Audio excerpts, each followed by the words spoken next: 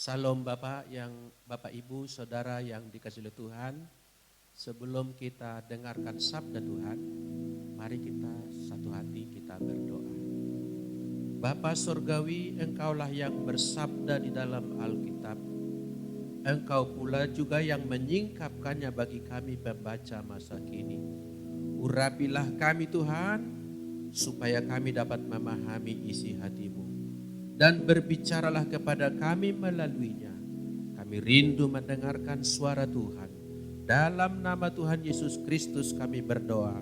Sama-sama kita berkata, amin. Saudara yang dikasihi Tuhan, hari ini saya berkhotbah dari Mazmur nomor 76. Mazmur nomor 76. Saya bacakan selengkapnya demikian. Allah terkenal di Yehuda, namanya masyhur di Israel. Di Salem sudah ada pondoknya dan kediamannya di Sion. Di sanalah dipatahkannya panah yang berkilat, perisai dan pedang dan alat perang. Cemerlang engkau, lebih mulia daripada pegunungan yang ada sejak purbakala. Orang-orang yang berani telah dijarah, mereka terlelap dalam tidurnya, dan semua orang yang gagah perkasa kehilangan kekuatannya.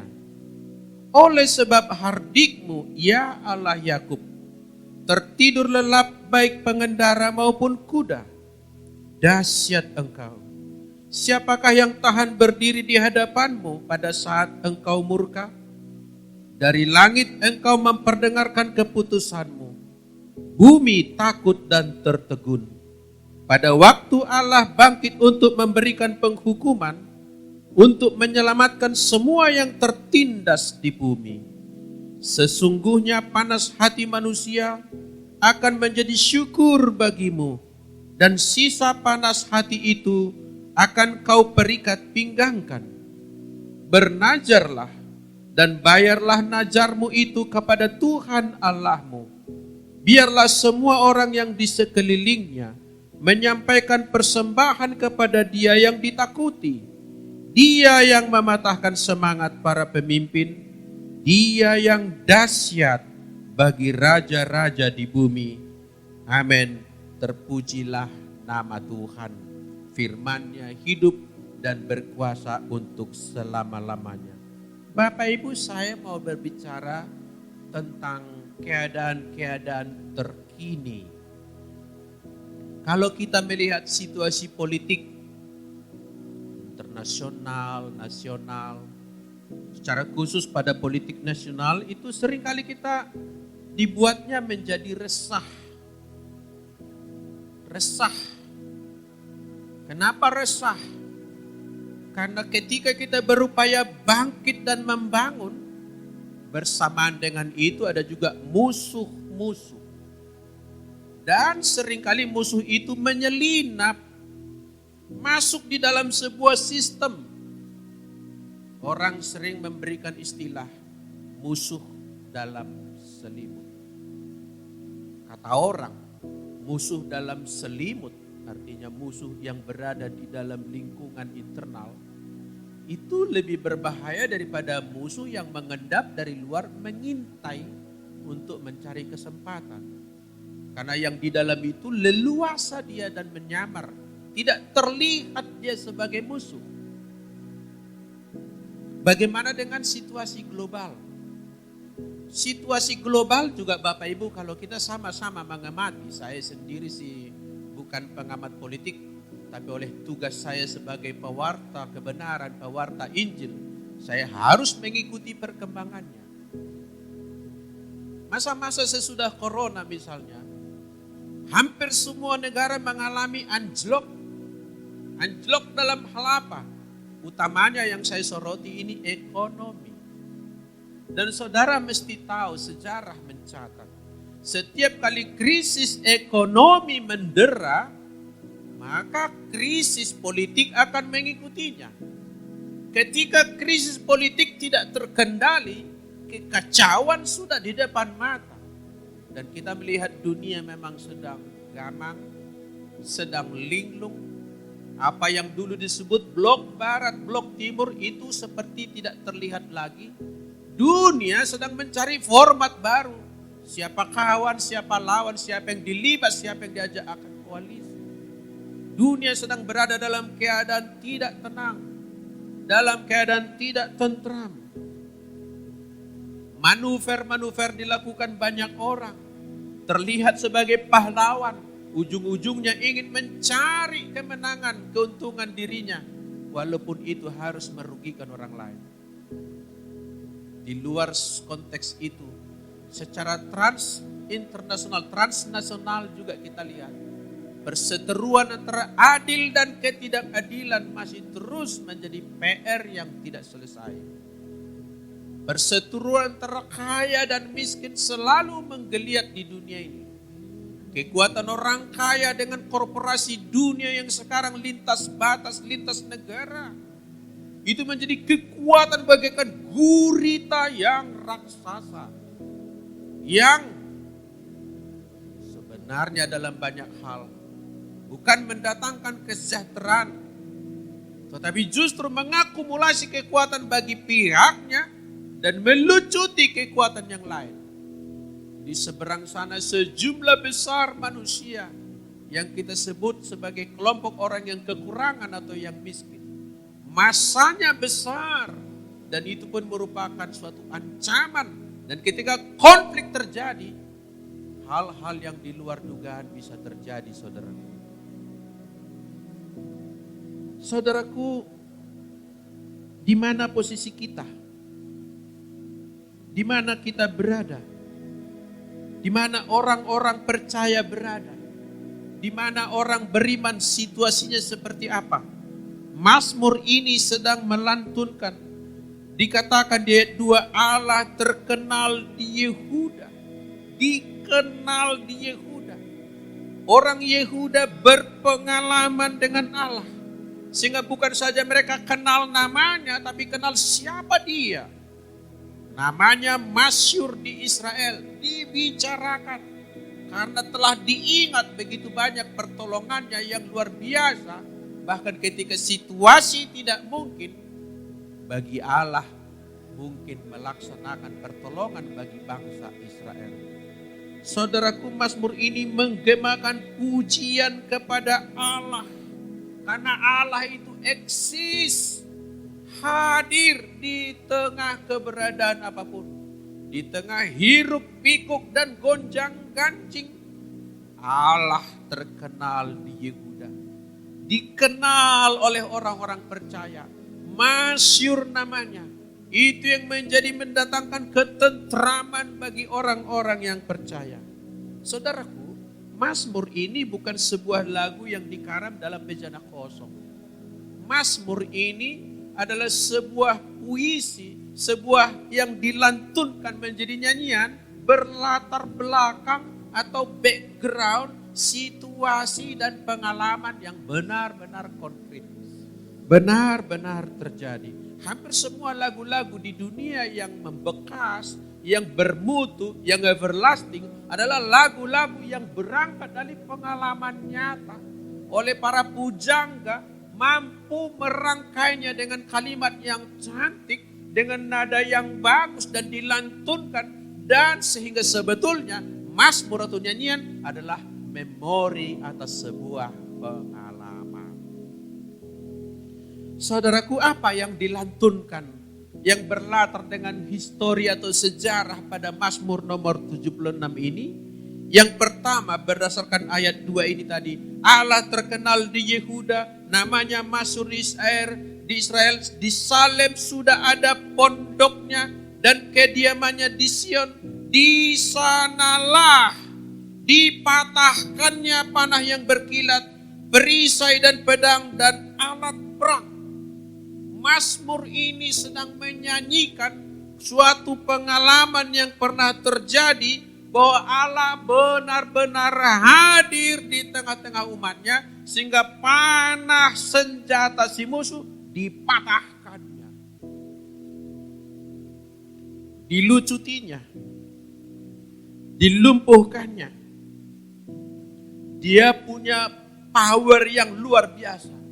Awesome power. Kuasa yang luar biasa yang tiada tandingnya.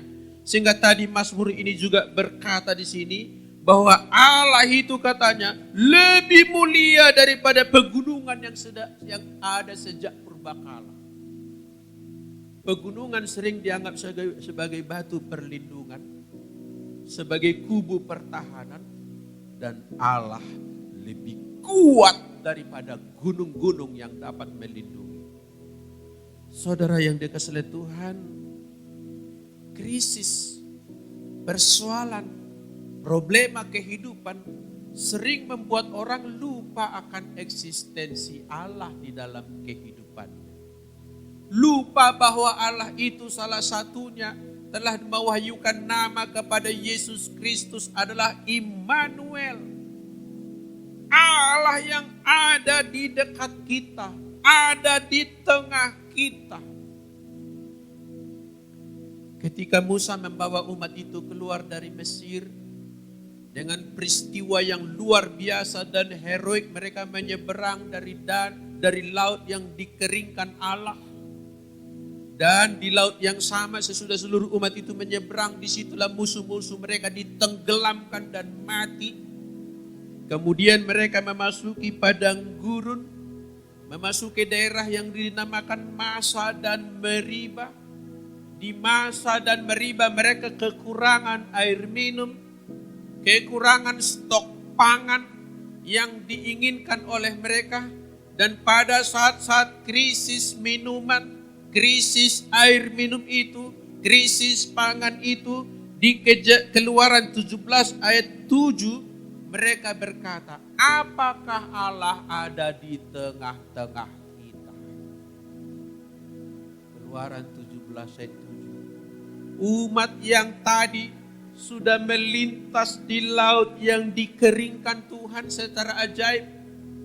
Dan baru beberapa hari kemudian mengalami suatu gelombang persoalan kekurangan air minum, krisis pangan.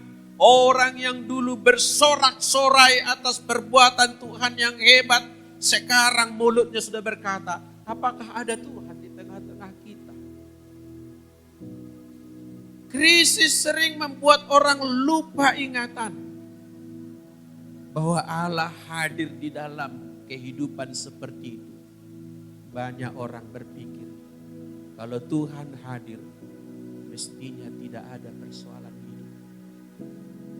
Mestinya tidak ada problem hidup. Mestinya enak-enak saja hidup ini. Kalau di dalam bahasa Jawa meneng-menengai gitu. Enggak, saudaraku. Allah kehadirannya tidak dibuktikan oleh tidak adanya masalah. Ada masalah, tidak ada masalah. Dalam segala keadaan Allah eksis di tengah-tengah hidup kita. Katakan amin, saudaraku.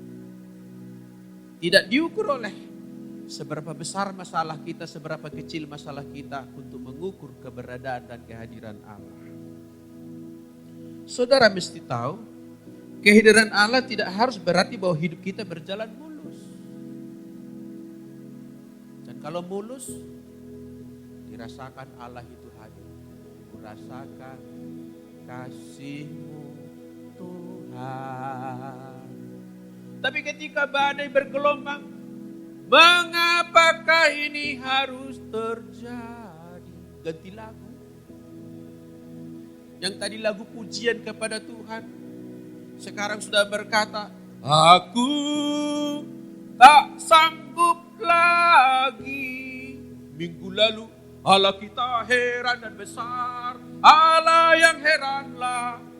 2 hari kemudian, hidupku terasa sepi, patah hatiku jadinya. Wah, ini bukan tipe orang yang menyadari Allah hadir dalam segala keadaan. Saya mau pastikan kepada saudara, Allah kita hadir. Sama-sama katakan, Dia ada di dekatku. Dia ada di dalamku. Lupakah saudara bahwa firman-Nya berkata, tidak tahukah kamu bahwa kamu adalah bait suci Allah. Bahwa roh Allah diam di dalam kamu. Dan itu berlaku above all situations. Amin. Mengatasi segala keadaan. Allah hadir justru di tengah masalah kita. Terkadang dibiarkannya, tanda kutip dibiarkannya. Ada masalah itu untuk durasi yang telah diukurnya, dibiarkannya kita bergumul di situ. Banyak maksud. Tentu tidak ada maksud buruk. Allah tak pernah punya maksud buruk. Kalau dia izinkan durasi masalah dalam hidup kita, semua punya maksud baik. Bukankah di tengah masalah kita tahu di mana kelemahan kita? Dan kita bisa mengintrospeksi. Bukankah di tengah masalah kita tahu bahwa kita sedang berjalan di jalan yang salah? Sehingga kita tahu berbalik arah. Bukankah di tengah masalah kita tahu bahwa kita tidak bisa hidup sendiri? Kita butuh orang lain. Sebab manusia tidak bisa hidup seorang diri. Lebih daripada itu, bukankah di tengah masalah kita tahu? Bukan saja orang lain yang kita perlu dan kadangkala mereka tak bisa menolong kita.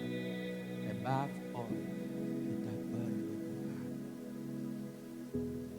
Kita perlu Tuhan.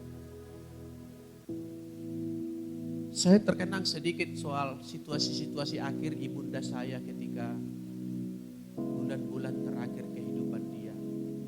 Dia sudah dipanggil Tuhan 10 hari yang lalu dan dia dalam damai Tuhan. Mengalami sakit yang begitu rupa. 1 tahun setengah terakhir ini sakitnya luar biasa. Komplikasi keluar semuanya di masa tuanya.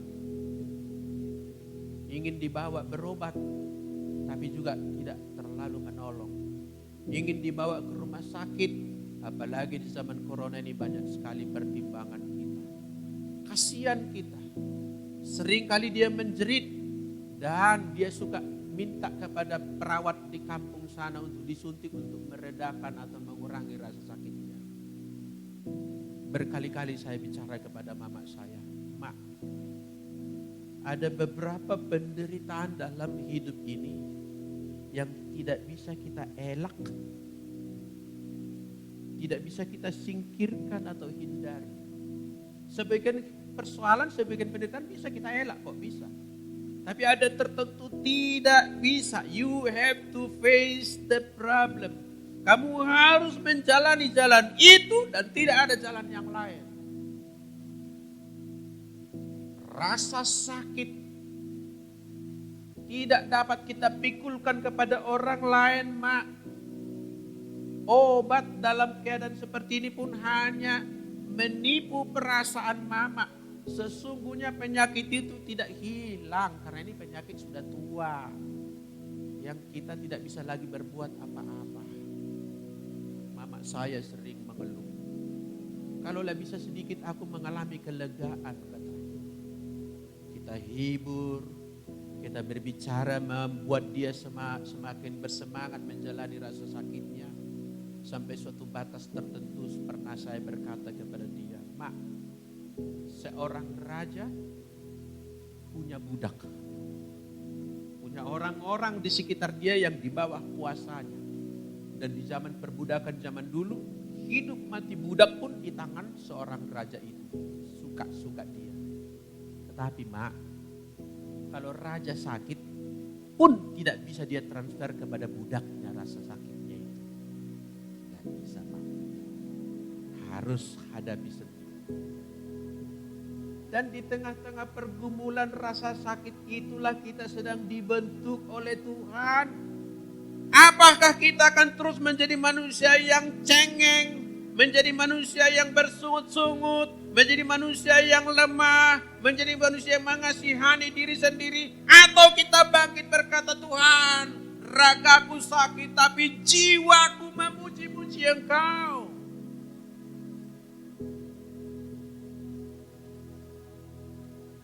Saat-saat terakhir hidupnya dia menderita sakit. Ketika ditelepon, saya langsung sana bersama keluarga aku dan kami masih jumpa dia hidup. Dampingi dia terus. Ku peluk dia, ku belai rambutnya, ku elus dia dan ku bisikan kata-kata yang dari sorga, kata-kata firman Allah. Ku dukung dia. Sehingga dia mulai belajar merasakan sakitnya itu sendiri tanpa harus meraung-raung. Saudara, saya mau berkata begini. Kita bisa menghindarkan rasa sakit itu dengan memberikan dosis katakanlah obat tidur atau narkoba. Lalu dia merasa tidak sakit apa-apa. Lalu katakanlah dalam keadaan sedang dikasih disuntik obat tidur dia meninggal. Di mana perjuangan imannya? Saya mau tanya saudara. Di mana perjuangan imannya? Di mana yang disebut sebuah kemenangan itu? Bukankah mahkota hanya layak diberikan kepada orang yang menang? Dan orang menang adalah orang yang bertempur dengan musuhnya. Maka mama saya dukung menghadapinya. Menolong dia. Mendampingi dia. Merasakan sakitnya. Dan bergumul melewatinya. Dan setengah jam terakhir dia sudah tenang. Tidak lagi merasakan sakitnya. Tidak mengeluh lagi. Dan dia berkata kepada Tuhan. Tuhan, Yesus, terimalah aku. Dan kira-kira 10 nafas kemudian dia menyerahkan nyawanya dan dia sudah di tangan Tuhan. Kemenangan. Apa gunanya kita suntik dia dengan narkoba lalu tidak merasakan sakit lalu mati dalam keadaan tanpa menderita begitu? Di mana pujian kepada Tuhan? Mazmur ini berkata Allah terkenal di Yehuda karena orang Yehuda berpengalaman. Ketika musuh yang di atas kertas tidak mungkin mereka dapat melawannya. Tuhan memberikan kemenangan. Tuhan sanggup. Tetapi kita harus menghadapinya. Mereka tetap harus maju ke medan tempur. Meskipun Tuhan berkata bukan kamu yang berperang, melainkan aku. Kemenangan ada di tanganmu. Tapi kamu harus terus maju, hadapi masalah. Saudaraku yang dikasihi Tuhan, inti daripada Mazmur ini pada bagian pertama adalah Allah eksis di tengah kita. Dan jika kita sadari bahwa Allah ada di dalam hidup kita, kita akan menghadapi hidup ini dengan cara yang berbeda, katakan amin. Ketika ada berkat, cara kita mengucap syukur. Ketika ada persoalan, cara kita minta tolong dan tetap mengandalkan Dia. Sehingga Tuhan sajalah pusat hidup kita. Katakan amin. Yang kedua, apa yang sedang dilantunkan di Mazmur nomor 76 ini? Yang kedua adalah Allah bertindak demi kebaikan umatnya. Tetapi yang terpenting Allah bertindak pasti demi kebenaran. Saya ulangi. Allah pasti bertindak untuk kebaikan umatnya. Tapi di atas itu lebih penting lagi. Allah pasti bertindak dalam segala tindakannya. Adalah demi keadilannya. Ayat 5 sampai ayat 11. Kalau kita baca baik-baik ini. Ini sedang merangkai sebuah syair. Yang menyatakan pengalaman mereka. Bahwa Allah bukan saja hadir atau eksis. Melainkan juga Allah bertindak atau action. Action dikatakan di sana misalnya di tempat di sanalah dipatahkannya panah yang berkilat. Panah siapa? Panah musuh. Perisai dan pedang dan alat perang punya musuh dihancurkannya. Ayat 6, orang-orang yang berani telah dijarah. Mereka terlelap dalam tidurnya dan semua orang gagah perkasa kehilangan kekuatannya. Orang yang terkuat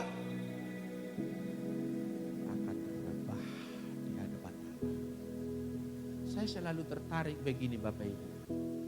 Setiap kali presiden memasuki ruangan sidang kabinet misalnya, maka protokol istana presiden pasti mengumumkan supaya seluruh menteri dan orang ada di ruangan itu bangkit berdiri untuk mempersilakan presiden dan wakilnya memasuki ruangan itu.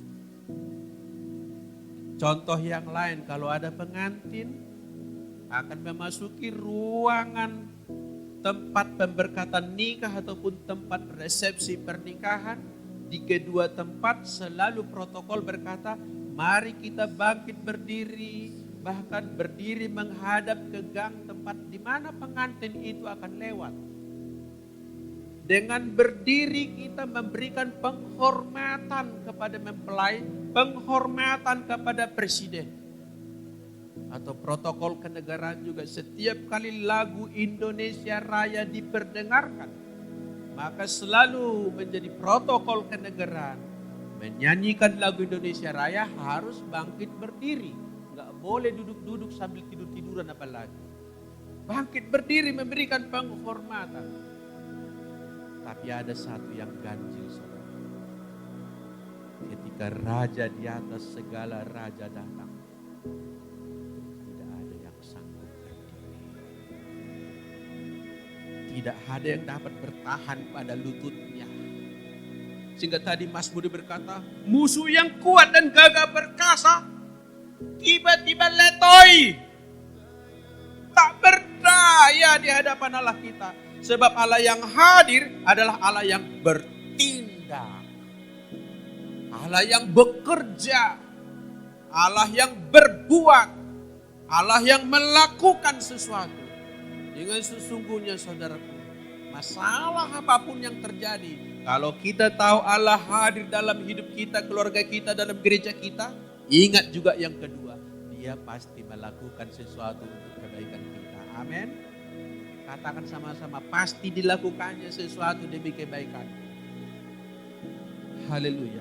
Allah punya banyak cara untuk meluputkan kita dari musuh kita.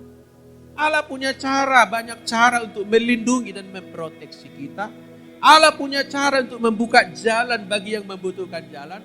Allah banyak punya cara untuk memberikan kekuatan bagi yang letih lesu, memberikan semangat kepada yang putus asa, memberikan berkat kepada yang berkekurangan, menyembuhkan orang sakit, dan semua perbuatan yang heran dan ajaib. Tetapi tadi saya katakan, dalam segala hal Allah pasti bertindak demi kebenarannya. Maksudnya begini, kita jangan menjadi merasa begitu rupa, saya ini orang Kristen, saya ini umat Allah, di mulutku ada Yesus, dan saya adalah orang yang setia kepada kegiatan-kegiatan di gereja. Lalu secara itu pun kita percaya dalam hal apapun Tuhan pasti di pihakku. Tidak juga demikian. Sebab Allah memang akan berpihak pada umatnya. Tapi umatnya itu pun tidak luput, harus berada di dalam kebenaran. Katakan amin. Orang tua yang baik, saya kira tidak akan membenarkan anaknya yang salah. Katakanlah misalnya anak saudara pulang dari sekolah membawa PR yang nilainya 0. Kenapa 0? Karena pelajaran matematika itu misalnya nomor 1, 5 tambah 2 sama dengan, dibuat dia 52. Nomor 2, 5 tambah 5 sama dengan 55, dibuat dia. Begitu semua 10 soal sehingga nilainya 0. Saya mau tanya, apakah sebagai seorang bapak atau ibu engkau akan membenarkan anakmu dengan jawaban yang salah itu? Tidak. Tidak. Jangan bilang untuk anakku berlaku hukum 5 tambah 2 sama dengan 52. Enggak bisa. Enggak bisa, mau anak kita, mau anak orang lain, 5 tambah 2 jawabannya 7. Allah juga begitu. Jangan kita merasa begitu, rupa aku kan anak Tuhan, Dia pasti membela aku. Hei, Dia tidak akan membela kecerobohanmu, Dia tidak akan membela kebodohanmu, Dia tidak akan membela semua yang kejahatanmu, tidak. Justru engkau dipanggilnya menjadi umatnya supaya engkau mau hidup seturut dengan kebenaran itu sendiri.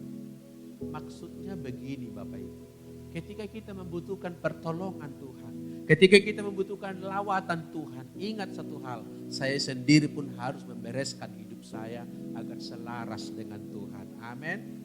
Itulah sebabnya selalu ada doa begini, berkata, Tuhan, kuduskanlah kami, sucikanlah kami, ampunilah dosa kami, supaya kami tidak terhalang untuk menerima berkat yang Kau sediakan bagi kami. Sebab berkat tidak diberikan kepada orang yang dolak-dalik, orang yang curang, orang yang jahat. Semua kekotoran di hati kita, semua kekotoran di jiwa kita, semua kekotoran di mulut kita, itu harus disingkirkan. Supaya Allah yang eksis, dikatakan tadi di tengah kita, Allah itu bertindak untuk kita, karena kita pun hidup di dalam kebenarannya. Katakan sama-sama amin. Haleluya, haleluya. Saya tertarik melihat kembali ayat 11 ini Bapak Ibu. Dalam ayat terjemahan bahasa Indonesia, lumayan tidak mudah untuk dipahami. Ayat 11 begini. Sesungguhnya panas hati manusia akan menjadi syukur bagimu, dan sisa panas hati itu akan kau perikat pinggangkan. Memang ayat ini dalam terjemahan kita tidak begitu mudah dipahami, tapi ketika saya baca terjemahan dalam bahasa Inggris NET, New English Translation, bunyinya begini. Certainly your angry judgment upon man will bring you praise. You reveal your anger in full measure. Kira-kira artinya begini. Sesungguhnya penghukumanmu kepada orang yang patut harus dihukum, katakanlah musuh-musuh kita, itu adalah kemuliaan bagi nama Tuhan. Apa artinya Bapak Ibu? Ketika musuh-musuh kita akan berperkara melucuti musuh kita, itu adalah kemuliaan daripada Tuhan kita. Amin. Kemuliaan. Kita akan bersyukur kepadanya. Kita akan memuliakan dia. Dan dunia akan menyaksikan bahwa tidak ada kuasa yang lebih berkuasa di atas kuasa daripada Allah kita. Kalau tadi saya katakan Allah bertindak demi keadilan, itu artinya bahwa sebagai hakim dia tidak bisa disuap, saudara. Tidak bisa. Berbeda dari pengadilan dunia yang kadangkala kata belece atau surat sakti bisa memaksa hakim untuk memutus berbeda daripada undang-undang atau legislasi, ataupun dengan hati nuraninya dia mengambil vonis yang berbeda dari semuanya itu karena ada surat sakti atau ancaman dari luar. Tetapi Tuhan Allah kita tidak dapat diintervensi oleh apapun, tidak dapat dipengaruhi oleh apapun. Pokoknya kalau dia akan menghukum orang yang sepatutnya dihukum, tidak ada yang dapat melerai, tidak ada yang dapat menghalangi, tidak ada yang dapat menunda. Berarti kita percaya kalau Allah ada di tengah kita, Allah bertindak bagi kita, dia pasti bertindak seadil-adilnya. Itu berarti orang yang sedang mengalami ketidakadilan berhak dan patut mempercayakan hidupnya kepada Tuhan. Sebab dia pasti bertindak adil seadil-adilnya. Katakan amin saudara. Saudara sedang dirugikan dalam perkaramu, saudara sedang dirugikan dalam urusanmu, percayakan kepada Tuhan. Dia pasti berbuat, berikan keadilan itu kepadamu. Katakan yes. Yang terakhir Bapak Ibu Saudara yang dikasihi oleh Tuhan, apa yang sedang dilantunkan pada Mazmur nomor 76 ini, di ayat 12 dikatakan, bernazarlah dan bayarlah nazarmu itu kepada Tuhan Allahmu. Biarlah semua orang di sekelilingnya menyampaikan persembahan kepada Dia yang ditakuti. Kemudian dikunci dengan penutup. Dia yang mematahkan semangat para pemimpin.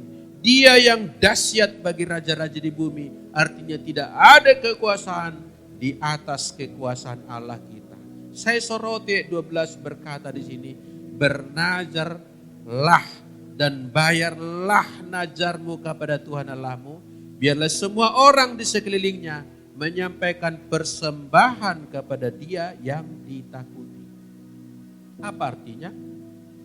Saudaraku, Mazmur ini sedang mengajarkan kepada kita satu hal, bahwa Allah layak menerima yang terbaik dari kita. Amin. Layak menerima yang terbaik dari kita. Apa itu nazar? Nazar adalah semacam kaul atau janji. Janji seseorang yang dibuatnya sendiri, bukan di bawah paksaan atau pengaruh orang lain, bahwa ia akan membawa ucapan atau membawa pemberian atau akan berpantang sesuatu apabila pertolongan Allah itu atau doa yang dinaikkannya itu terkabulkan. Maka ada orang bernazar, kalau nanti ini digenapi Tuhan, saya akan berpantang ini misalnya, saya akan berbuat ini, saya akan memberikan itu, saya akan begini dan begini jalan hidupku ke depan. Saudaraku, dikatakan bayarlah nazar, berilah persembahan. Apa artinya? Sebetulnya kepada Tuhan Allah sesuatu harus kita berikan, saudara. Bukan karena Allah itu kekurangan apa-apa, tetapi Tuhan mau bahwa rasa syukur kita itu, kekaguman kita kepada Dia itu dalam wujud yang konkret, wujud yang nyata. Misalnya perkataan itu nyata. Ada orang begini, Tuhan tahu isi hatiku. Saya akan berkata, katakanlah yang dalam hatimu itu. Amin. Jangan hanya katakan Tuhan tahu isi hatiku. Katakanlah yang dalam hatimu itu. Tuhan tahu niat baikku. Lakukan niat baikku. Gak usah katakan Tuhan tahu. Iya, itu memang Tuhan Maha tahu. Tapi juga Tuhan dan kita sekeliling hidupmu ini menuntut sesuatu bahwa yang kau katakan itu dalam wujud yang konkret. Kenapa? Karena Allah pun bertindak itu konkret, nyata, bukan fiksi, bukan angan-angan. Maka cinta kita kepada Tuhan juga bukan fiksi, bukan cinta angan-angan. Kata orang, bukan cinta biasa. Amin. Cinta yang memberi. Banyak orang sudah mengatakan orang bisa memberi tanpa cinta. Bisa memberi tanpa cinta. Bisa. Tapi orang yang mencinta katanya tidak mungkin tidak memberi. Amin. Begitulah kita kepada Tuhan. Kalau kita tahu Tuhan hadir eksis dalam hidup kita. Kalau kita tahu Tuhan eksis dan bertindak bagi kebenaran dan kemenangan dan pembelaan kepada kita, maka kita pun nyata dan konkret memberikan sesuatu kepada Tuhan, kepada gereja Tuhan, kepada pelayanan Tuhan, dalam skala mulai dari skala yang paling kecil sampai skala yang paling besar. Tuhan mau melaluimu engkau berbuat, sebab Tuhan mau memberkati banyak orang, mau memakai tanganmu, mau memakai hidupmu. Maka dikatakan di sini, bayarlah nazarmu, berilah persembahanmu. Dasar membayar nazar bukan karena Allah akan menolong saya. Dasar membayar nazarlah karena Allah telah already menolong saya. Haleluya. Saudaraku, saya tambahkan sedikit ya, sedikit. Saya banyak berjalan-jalan ke daerah sekitar Danau Toba sana. Di bagian hanya bonus-bonus ungkapan saya saja. Banyak berjalan-jalan berpuluh-puluh kali melewati daerah itu. Satu yang saya lihat, belum pernah kutemukan di sana pembangunan tugu-tugu orang Batak itu terbengkalai. Tugu-tugu untuk kuburan, monumen-monumen yang tinggi dan megah dan mahal, enggak ada yang terbengkalai. Tetapi gereja banyak terbengkalai. Banyak batu pondasi bertahun-tahun. Rangka-rangka bertahun-tahun tidak ditutup atapnya. Atau gedungnya baru hanya gedung saja, belum ada dipermak, belum ada isinya. Tapi untuk hal yang lain, seringkali orang tidak mau menunda-nunda untuk memberi. Banyak patung-patung di dunia ini, karya-karya yang mahal. Orang tidak menunda-nunda untuk memberi di sana. Tapi ketika urusan dengan Tuhan, saya agak terenyuh. Ada banyak orang berhitungnya luar biasa, menundanya luar biasa. Ayo, syair ini berkata, bayarlah nazarmu, bernazarlah dan bayarlah nazarmu. Biarlah semua orang di sekelilingnya menyampaikan persembahan kepada Dia yang ditakuti raja-raja dan bangsa-bangsa. Amin. Mari kita memberi kepada Tuhan. Belajar memberi kepada Tuhan. Sebab orang yang memberi kepada Tuhan sudah dipastikan janjinya tidak akan berkekurangan. Puji nama Tuhan. Tuhan memberkati kita. Semoga ada di antara jemaat yang mendengarkan ini mampu membuat lagu dari Mazmur nomor 76 ini tadi. Saya tidak pintar membuat lagu, jadi saya hanya membaca tadi. Jika saudara ada yang bagus untuk melantunkannya menjadi pujian, menjadi sebuah lagu, akan sangat menarik kita menikmati inspirasi yang diberikan Roh Kudus kepada Bani Asaf yang mengarang Mazmur ini. Tuhan memberkati saudara. Stay at home, stay blessed. Haleluya. Mari kita berdoa. Terima kasih Tuhan. Kami sudah merenungkan sebagian dari firman-Mu terambil dari Mazmur nomor 76. Bahwa Tuhan eksis di tengah umatnya. Bahwa Tuhan pasti bertindak bagi umatnya. Tetapi kalau dia bertindak pasti demi kebenaran dan keadilannya. Dan bagian kami ialah membawa persembahan kami. Membawa syukur kami. Menunaikan najar kami kepadamu. Sebab itulah yang Tuhan kehendaki. Terpuji-pujilah Engkau ya Allah kami yang maha baik. Kami bersyukur, kami berterima kasih. Di dalam nama Tuhan Yesus Kristus kami berdoa. Sama-sama kita berkata, amin.